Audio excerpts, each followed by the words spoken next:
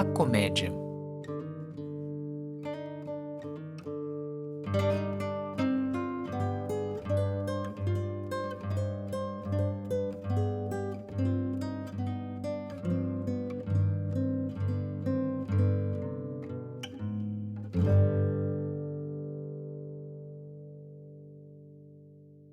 O espetáculo, diz Hamlet. Eis a armadilha com que apanharei a consciência do rei. Apanhar é a palavra certa, porque a consciência anda depressa ou se encolhe. É preciso capturá-la em pleno voo. Nesse momento inestimável em que ela lança sobre si mesma um olhar fugaz, o homem cotidiano não gosta de perder tempo. Tudo o impulsiona no sentido oposto. Mas ao mesmo tempo, nada lhe interessa mais do que ele próprio, sobretudo quanto ao que ele poderia ser. Daí seu gosto pelo teatro, pelo espetáculo, em que lhe são propostos tantos destinos de que ele recebe a poesia sem lhe sofrer amargura. Pelo menos ali se reconhece o homem inconsciente e continua a se apressar para se sabe lá que esperança. O homem absurdo começa onde este último termina, e onde, parando de admirar o jogo, o espírito quer entrar nele, penetrar em todas essas vidas, experimentá-las em sua diversidade, é exatamente representá-las. Não digo que os atores, em geral, correspondam a esse apelo, que eles são homens absurdos, mas que seu destino é um destino absurdo que poderia seduzir e atrair um coração aberto. Isso era necessário apresentar para entender sem contrassenso o que se segue. O ator reina no perecível. É sabido que de todas as glórias, a sua é a mais efêmera. Isso pelo menos é dito nas conversas. Mas todas as glórias são efêmeras. Do ponto de vista de Sirius, as obras de Gotthard dentro de 10.000 anos serão pó, e seu nome será esquecido. Alguns arqueólogos, quem sabe, procurarão testemunhos do nosso tempo. Essa ideia sempre tem sido educativa. Bem considerada, ela reduz as nossas agitações à nobreza profunda que se acha na indiferença e, principalmente, orienta as nossas preocupações para o mais seguro, isso é, para o imediato. De todas as glórias, a menos enganosa é a que se vive. O ator escolheu, portanto, a glória incontável, aquela que se consagra e se experimenta. É ele quem extrai a melhor conclusão desse fato de que, um dia, tudo tem de morrer. Um ator tem sucesso ou não o tem. Um escritor mantém uma esperança mesmo se é desconhecido. Supõe que suas obras testemunharão o que ele foi. O ator nos deixará, no máximo, uma fotografia e nada do que ele era. Seus gestos e seus silêncios, seu fôlego estrito ou sua respiração no amor não chegarão até nós. O que há de assombroso em achar uma glória perecível edificada sobre as mais efêmeras das criações? O ator tem 3 horas para ser Iago ou Alceste, Fedra ou Gloucester. Nessa curta passagem, ele os faz nascer e morrer sobre 50 metros quadrados de tablado. Jamais o absurdo foi tão bem ou por tão longo tempo ilustrado. Essas vidas maravilhosas, esses destinos únicos e completos que crescem e se acabam entre paredes e em algumas horas, que síntese mais reveladora desejar. Ao deixar o palco, Sigismundo não é mais nada. 2 horas depois, é visto jantando fora. É talvez nesses momentos que a vida é um sonho. Mas depois de Sigismundo, vem um outro. O herói que sofre de incerteza substitui o homem que ruge após sua vingança, percorrendo assim os séculos e os espíritos, imitando o homem tal como pode ser e tal como é. O ator se junta a esse outro personagem absurdo que é o viajante. Como este, ele esgota alguma coisa e caminha incessantemente. É o viajante do tempo e, no caso dos melhores, o viajante perseguido pelas almas. Se a moral da quantidade não pudesse nunca encontrar um alimento, se daria bem com essa cena singular.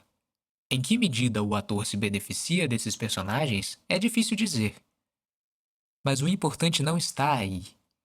Trata-se de saber apenas até que ponto ele se identifica com essas vidas insubstituíveis. Acontece realmente que ele as transporta consigo, e que elas excedem sutilmente o tempo e o espaço em que nasceram. Acompanham o ator, já que não se separa facilmente daquilo que ele foi. Ocorre que, para pegar o seu copo, ele redescobre o gesto de Hamlet levantando a taça. Não, não é tão grande a distância que o separa dos seres que ele faz viver. Ilustra então, todos os meses, ou todos os dias, e abundantemente, essa verdade tão fecunda de que não há fronteira entre o que um homem quer e o que ele é. Até que ponto o parecer faz o ser é que ele demonstra se ocupando sempre de representar cada vez melhor. Porque esta é a sua arte, a de fingir totalmente, de entrar o mais fundo possível em vidas que não são as suas. Ao final de seu esforço, sua vocação se aclara, aplicar-se de todo o coração em não ser nada ou ser muitos. Quanto mais estreito é o limite que lhe é dado para criar seu personagem, tanto mais necessário lhe é o talento. Vai morrer dentro de 3 horas sob o rosto que hoje é seu. É preciso que, em 3 horas, experimente e expresse todo o destino excepcional. Isso se chama perder-se para se reencontrar. Dentro de 3 horas, ele vai até o fim do caminho sem saída que o homem da plateia leva a vida inteira para percorrer. Mimo do perecível, o ator só se exerce e se aperfeiçoa na aparência. A convenção do teatro é que o coração se exprime e se faz compreender apenas pelos gestos e no corpo, ou pela voz, que é tanto alma quanto corpo. A lei dessa arte quer que tudo seja ampliado e se traduza em carne. Se fosse preciso, em cena, amar como se ama, usar sua insubstituível voz do coração, olhar como se contempla, nossa linguagem ficaria cifrada. O amor eleva o tom e a própria imobilidade deve integrar o espetáculo. Não é teatral quem quer, e essa palavra, erroneamente desconsiderada, compreende toda uma estética e toda uma moral. A metade de uma vida humana se passa em subentender, desviar a cabeça e se calar. O ator aqui é o intruso. Quebra o encanto dessa alma acorrentada e as paixões, enfim, se lançam sobre a cena. Falam em todos os gestos, vivem somente de gritos. Assim, o ator compõe seus personagens para a exibição. Desenha-os ou os esculpe, funde-se com sua forma imaginária e dá a seus fantasmas o seu sangue. Fala do grande teatro, é claro, o que dá ao autor a oportunidade de preencher seu destino todo físico. Vejam Shakespeare. Nesse teatro essencialmente do movimento, são os furores do corpo que dirigem a dança. Eles explicam tudo. Sem eles, tudo se desmoronaria. Jamais o rei Lear iria ao seu encontro marcado com a loucura sem o gesto brutal que exilia Cordélia e condena Edgar. É justo, então, que essa tragédia se desenvolva sob o signo da demência. As almas são entregues aos demônios e à sua sarabanda. Nada menos do que 4 loucos, um por ofício, outro por vontade, os 2 últimos por aflição. 4 corpos desordenados, 4 rostos indizíveis de uma mesma condição. A própria escala do corpo humano é insuficiente. A máscara e os coturnos, a maquiagem que reduz e acentua o rosto em seus elementos essenciais, os figurinos que exageram e simplificam, esse universo sacrifica tudo à aparência e é feito apenas para o olho. Por um milagre absurdo, é também o corpo que traz o conhecimento. Eu jamais compreenderia bem Iago se não o representando. Não me adianta ouvi-lo. Eu só o aprendo no momento em que o vejo. Do personagem absurdo, o autor consequentemente tem a monotonia, essa silhueta única, atordoante, a um tempo estranha e familiar, que ele faz passear através de todos os personagens. Também aí, a grande obra teatral favorece essa unidade de tom. Nota 22. 22 nota. Penso aqui no Alceste de Molière. Tudo é tão simples, tão evidente e grosseiro. Alceste contra Filinto, Celimena contra Elianta. A causa toda na absurda consequência de um caráter impelido para o seu fim. E o próprio verso, o mau verso, escondido como a monotonia do caráter. Fim de nota. É aí que o ator se contradiz.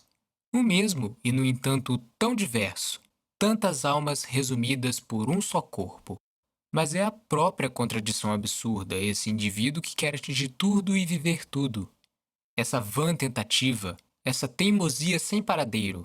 O que sempre se contradiz, no entanto, nele se une. Ele está nesse lugar em que o corpo e o espírito se reencontram e se ligam, em que o segundo, cansado de seus fracassos, se volta para o seu mais fiel aliado. E abençoados sejam aqueles, diz Hamlet, cujo sangue e julgamento são tão curiosamente misturados que eles não são flauta em que o dedo da fortuna faz cantar o buraco que lhe apraz. Como a igreja não teria condenado semelhante exercício por parte do ator? Ela repudiava toda essa arte, a multiplicação herética das almas, a intemperança das emoções, a pretensão escandalosa de um espírito que se recusa a só viver um destino e se precipita em todos os excessos. Ela lhe prescrevia esse gosto do presente e esse triunfo de Proteu, que são a negação de tudo que ela ensina. A eternidade não é um jogo. Um espírito bastante insensato para preferir a ela uma comédia não tem mais salvação. Entre por toda parte e sempre, ele não tem compromisso. Daí esse ofício tão depreciado poder originar um conflito espiritual descomedido. O que importa, diz Nietzsche, não é a vida eterna, é a eterna vivacidade. Todo drama está realmente nessa escolha. Adriana Lecouvreur, em seu leito de morte, consentiu em se confessar e comungar, mas se recusou a abjurar sua profissão. Perdeu, por isso, o benefício confessional. O que era isso, pois, realmente, se não tomar contra Deus o partido de sua profunda paixão? E essa mulher, em agonia, recusando entre lágrimas renegar o que chamava sua arte, provava uma grandeza que jamais atingira diante da ribalta. Foi seu mais belo papel e o mais difícil de desempenhar. Escolher entre o céu e uma irrisória fidelidade. Se preferir a eternidade ou a se submergir em Deus, é a tragédia secular em que é preciso tomar parte. Os comediantes da época se sabiam excomungados. Ingressar na profissão era escolher o inferno, e a igreja distinguia nele seus piores inimigos. Alguns literatos se indignam. Imagine recusar a Molière os últimos socorros. Mas isso era justo para aquele que morreu em cena e encerrou sob a pintura do rosto uma vida inteira devotada à dispersão. Invoca-se a seu respeito o gênio que dispensa tudo, mas o gênio não dispensa nada, exatamente porque se recusa a isso. O ator sabia, então, que punição lhe estava reservada. Mas que sentido podiam ter tão vagas ameaças diante do último castigo que a vida lhe preparava? Era esse que ele antecipadamente experimentava e aceitava por inteiro. Para o ator, como para o homem absurdo, uma morte prematura é irreparável. Nada pode compensar a soma dos rostos e dos séculos que ele, sem isso, teria percorrido. Mas seja como for, se trata de morrer, porque o ator está sem dúvida em toda parte, mas o tempo também o acorrenta e exerce sobre ele o seu efeito. Basta então um pouco de imaginação para sentir o que significa um destino de ator. É no tempo que ele compõe e enumera seus personagens. É também no tempo que aprende a dominá-los. Quanto mais vidas diferentes ele viveu, melhor se separa delas. Chega o tempo em que é preciso morrer no palco e no mundo. O que ele viveu está diante dele. Vê com clareza. Sente o que essa aventura tem de dilacerante e insubstituível. Ele sabe e pode agora morrer. Há casas de repouso para velhos comediantes. A conquista. Não, diz o conquistador. Não creia que, por amar a ação, me foi preciso desaprender a pensar. Ao contrário, posso perfeitamente definir aquilo em que acredito, porque acredito com força e vejo-o com uma visão clara e precisa. Desconfie dos que dizem: isso eu conheço bem demais para poder exprimi-lo. Porque se não o podem, é porque não o conhecem ou porque, por preguiça, pararam na casca. Não tenho muitas opiniões, No final de uma vida, o homem percebe que passou anos se convencendo de uma única verdade. Mas uma só, se é evidente, é bastante para a direção de uma existência. No meu caso, decididamente tenho alguma coisa a dizer sobre o indivíduo. Deve-se falar disso com aspereza e, se preciso, com o devido desprezo. Um homem é um homem mais pelas coisas que cala do que pelas que diz. Não falta muito para eu me calar. Mas acredito firmemente que todos aqueles que julgaram o indivíduo o têm feito com muito menos experiência do que nós para fundamentar seu julgamento. A inteligência, a comovedora inteligência, talvez tenha pressentido o que era preciso verificar. Mas a época, suas ruínas e seu sangue nos cumulam de evidências. Era possível a povos antigos, e mesmo aos mais recentes antes da nossa era maquinal, pesar os prós e os contras da sociedade e do indivíduo, procurar qual devia servir o outro. Isso era possível, antes de tudo, em vista dessa aberração insistente no coração do homem e segundo a qual os seres foram postos no mundo para servir ou serem servidos. E era possível também porque nem a sociedade nem o indivíduo tinham ainda mostrado toda a sua aptidão.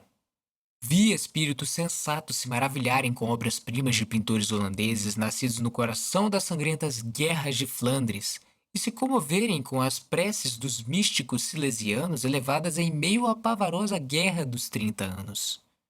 Os valores eternos, ante seus olhos assombrados, sobrenadam acima dos tumultos seculares.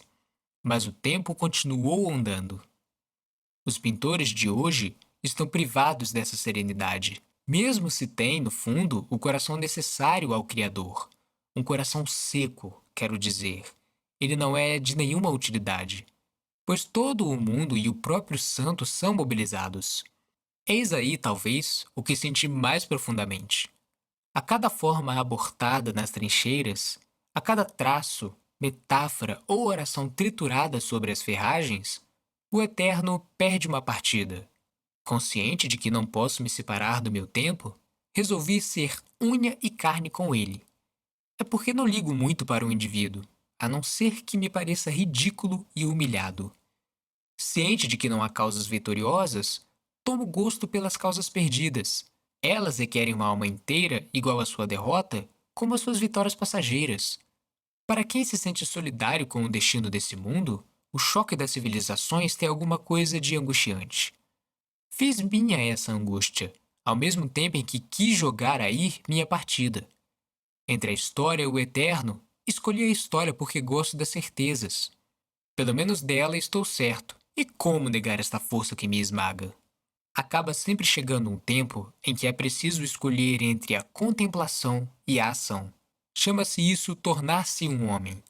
Essas dilacerações são terríveis, mas para um coração orgulhoso não pode haver meio termo. A Deus ou o tempo, essa cruz ou essa espada. Esse mundo tem um sentido mais alto que ultrapassa suas agitações. Ou não há nada verdadeiro a não ser essas agitações. É necessário viver com o tempo e morrer com ele, ou se subtrair a ele para uma vida maior. Sei que se pode transigir e que se pode viver no século acreditando no eterno. Isso se chama aceitar, mas essa palavra me repugna, e eu quero tudo ou nada. Se escolho a ação, não pense que a contemplação me seja como uma terra desconhecida, mas ela não pode me dar tudo. E, privado do eterno, quero me aliar ao tempo. Não quero fazer constar na minha conta nem saudade nem amargura. Só quero é ver com clareza. É como lhe digo: amanhã você será mobilizado. Para você e para mim, isso é uma libertação. O indivíduo não pode nada e, no entanto, pode tudo. Dessa maravilhosa disponibilidade você compreende por que o exalto e o esmago ao mesmo tempo. É o mundo que o tritura e sou eu que o liberto. Eu lhe forneço todos os seus direitos. Os conquistadores sabem que a ação em si é inútil. Só existe uma ação útil, a que restaura o homem e a terra. Eu não vou nunca restaurar os homens, mas é preciso fazer como se, pois o caminho da luta me leva a redescobrir a carne. Mesmo humilhada, a carne é minha única certeza. Só posso viver dela. A criatura é a minha pátria. Eis porque escolhi esse esforço absurdo e sem perspectiva. Eis porque estou do lado da luta. A época se presta a isso, já o disse.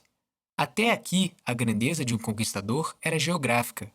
Media-se pela extensão dos territórios vencidos. Não é por acaso que a palavra mudou de sentido e já não designa o general vencedor. A grandeza mudou de campo. Ela está no protesto e no sacrifício sem futuro. Também aí, não é por gosto da derrota. A vitória seria desejável, mas só há uma vitória, e é eterna. É a que nunca terei. Eis para onde eu aponto e ao que me agarro. Uma revolução sempre se realiza contra os deuses, a começar por aquela de Prometeu, o primeiro dos conquistadores modernos. É uma reivindicação do homem contra seu destino. A reivindicação do pobre é apenas um pretexto, mas eu só posso me apoderar desse espírito em seu ato histórico, e é aí que o encontro. Não acredite, porém, que me deleito com isso. Ante a contradição essencial, sustento minha humana contradição. Instalo minha lucidez no meio daquilo que a desmente. Exalto o homem diante do que o esmaga e minha liberdade, minha revolta e minha paixão se reúnem assim nessa tensão, nesse discernimento e nessa repetição desmensurada. Sim, o homem é o seu próprio fim, e é o seu único fim. Se quer ser alguma coisa, é nesta vida. Agora eu sei de sobra. Algumas vezes os conquistadores falam de vencer e dominar, mas é sempre se dominar que eles ouvem. Você bem sabe o que isso quer dizer. Todo homem se sentiu, em certos momentos, igual a um deus. É pelo menos assim que o dizem. Mas isso provém de que, num clarão, ele sentiu a espantosa grandeza do espírito humano. Os conquistadores são apenas aqueles dentre os homens que sentem suficientemente sua força para estarem seguros de viver o tempo todo em suas alturas e na plena consciência dessa grandeza. É uma questão aritmética, de mais ou de menos. Os conquistadores podem mais, mas eles não podem mais que o próprio homem quando o quer. É porque eles não deixam nunca o crisol humano, que mergulha todo em brasa na alma das revoluções. Eles encontram a criatura mutilada, mas também redescobrem os únicos valores que amam e que admiram: o homem e seu silêncio. É ao mesmo tempo sua miséria e sua riqueza. Para eles, só existe um luxo, o das relações humanas. Como não compreender que nesse universo vulnerável, tudo o que é humano e nada mais que isso adquire um sentido mais acalorado? Rostos estendidos, fraternidade ameaçada, amizade tão forte e tão púdica dos homens entre si, são as verdadeiras riquezas, porque são perecíveis. É no meio deles que o espírito sente melhor os seus poderes e limites. Numa palavra, sua eficácia. Alguns falaram de gênio, mas ao gênio, é bom ir dizendo logo, prefiro a inteligência. É preciso dizer que ela pode então ser magnífica. Aclara esse deserto e o domina. Conhece suas servidões e as ilustra. Morrerá ao mesmo tempo que esse corpo.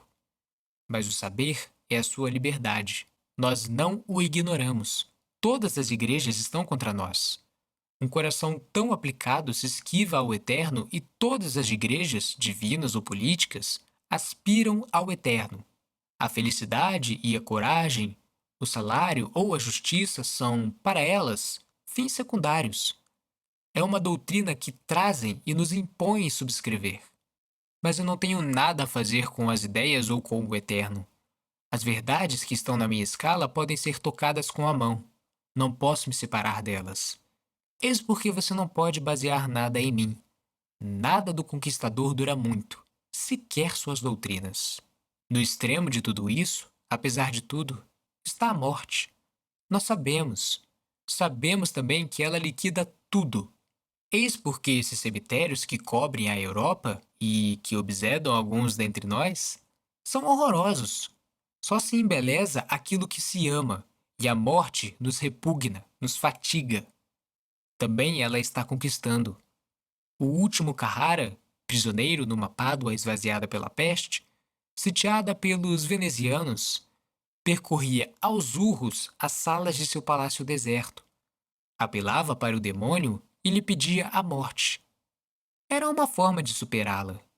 E há ainda um traço de coragem do próprio Ocidente ter tornado tão horríveis os lugares em que a morte se crê honrada. No universo do revoltado, a morte exalta a injustiça. Ela é o supremo abuso. Outros, igualmente, sem transigir, escolheram o eterno e denunciaram a ilusão deste mundo. Seus cemitérios sorriem, povoado de flores e de pássaros. Isso convém ao conquistador. Ele dá a imagem clara do que ele repeliu. Escolheu ao contrário, a cerca de ferro preto ou a vala comum. Os melhores dentre os homens do Eterno às vezes se sentem tomados de um espanto repleto de consideração e piedade diante de espíritos que podem viver com uma semelhante imagem de sua morte. No entanto, esses espíritos extraem daí a sua força e a sua justificação. Nosso destino está diante de nós, e é ele que desafiamos, menos por orgulho do que por consciência da nossa condição sem perspectiva. Também nós, até nós temos às vezes piedade de nós mesmos. É a única compaixão que nos parece aceitável, um sentimento que talvez você não compreenda e ache pouco viril. No entanto, são os mais audaciosos dentre nós que o experimentam. Mas nós chamamos viris os lúcidos, e não queremos uma força que se separe da lucidez. Uma vez mais, não são morais que essas imagens propõem, e não implicam julgamentos. São desenhos. Só delineiam um estilo de vida. O amante, o comediante ou o aventureiro representam o absurdo. Mas de igual modo, se o quiserem, o casto, o funcionário ou o presidente da República. Basta saber e não mascarar nada. Nos museus italianos, encontram-se às vezes pequenas telas pintadas que o padre mantinha diante dos rostos dos condenados para lhes esconder o cadafalso. O salto, em todas as suas formas, a precipitação no divino ou no eterno, a entrega às ilusões do cotidiano ou da ideia, todas essas telas escondem o absurdo. Mas há funcionários sem telas, e é desses que eu quero falar. Escolhi os mais extremados. A esse ponto, o absurdo lhes dá um poder real. É verdade que esses príncipes estão sem reino, mas eles têm sobre os outros a vantagem de saber que todas as realezas são ilusórias. Eles sabem, eis aí toda a sua grandeza. E é inútil querer falar a seu respeito de infelicidade secreta ou das cinzas da desilusão. Estar crivado de esperança não é desesperar. As chamas da terra bem valem os perfumes terrestres. Nem eu nem ninguém pode julgá-los aqui. Eles não procuram ser melhores. Tentam ser consequentes. Se a palavra sábio se aplica ao homem que vive do que tem sem especular sobre o que não tem, então aqueles são sábios. Um deles, conquistador mas no terreno do espírito, Dom Juan mas do conhecimento, comediante mas da inteligência, sabe o melhor que qualquer um. Não se merece de maneira alguma um privilégio sobre a terra e no céu quando se levou uma querida e suave doçura de carneiro até a perfeição.